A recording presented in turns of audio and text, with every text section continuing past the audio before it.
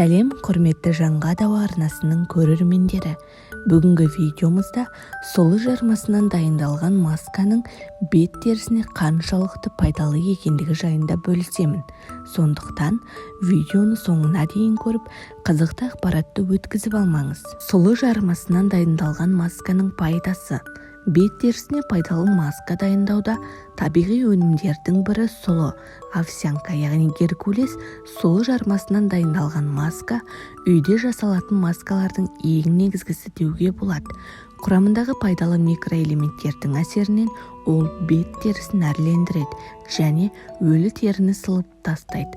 Бет терісінің табиғи реңін сақтауға көмектеседі. Сұлы маскасының бет терісіне әсері: бет терісін қоректендіріп, табиғи рең береді, әжім түсуден қорғайды, безеуді кетіреді, бет терісінің құрғап, қабыршықтануын азайтады.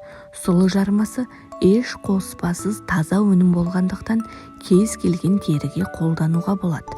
Сұлы маскасын дайындауда басқа компоненттерді қоса отырып, майлы теріге немесе құрғақ теріге арналған маска түрлерін дайындауға болады. Құрметті көрермен, каналымды осы айдың аяғына дейін 500 жазылушыға дейін жеткізуді жоспарлап отырмын.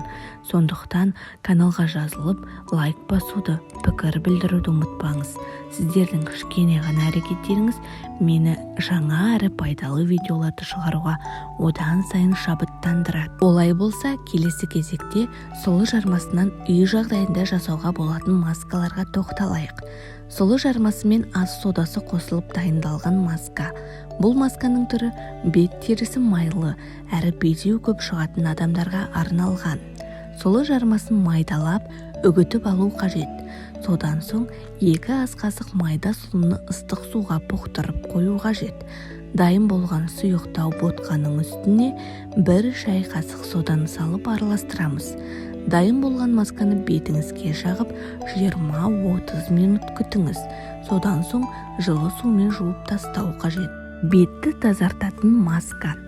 Сұлы жармасы мен бал қосып дайындалады. Бұл маска сұлы жармасы мен балды араластыру арқылы жасалады. Бал пайдалы әрі табиғи өнімдердің бірі.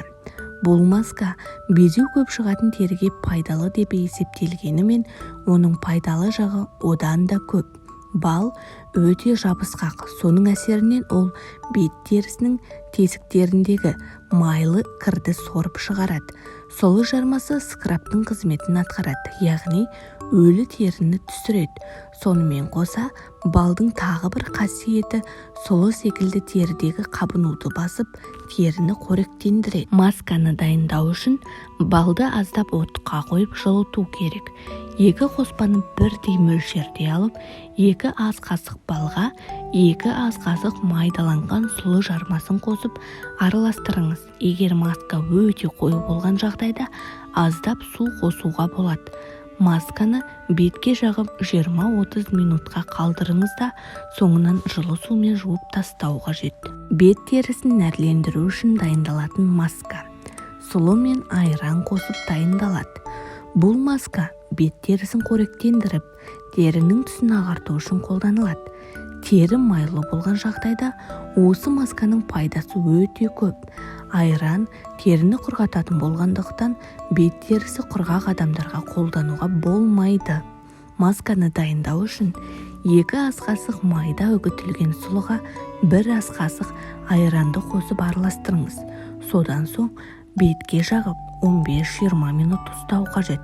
Одан ұзақ ұстауға болмайды. Бет терісін жұмсарту үшін дайындалатын маска. Сұлы және қаймақ қосып жасалады. Бұл маска керісінше бет терісі майлы адамдарға қолдануға болмайды. Құрғақ бет терісіне арналған маска қаймақ майлы болғаны дұрыс. 2 ас қасық майда үгітілген сұлыға 1 ас қасық қаймақ қосып дайындалады. Бет терісіне жағып 20-30 минутқа қалдырыңыз. Соңынан жылы сумен жуу қажет. Соңғы кезде үй жағдайында жасалатын косметологиялық өнімдердің ішінде қаймақ қосылып жасалған маскалар ең танымал әрі тиімді болып есептеледі. Осымен, құрметті көрермен, видеомыз аяқталды. Видео пайдалы болған болса, арнаға жазылып, жақындарыңызбен бөлісіп, лайк басып, пікір қалдыруды ұмытпаңыз.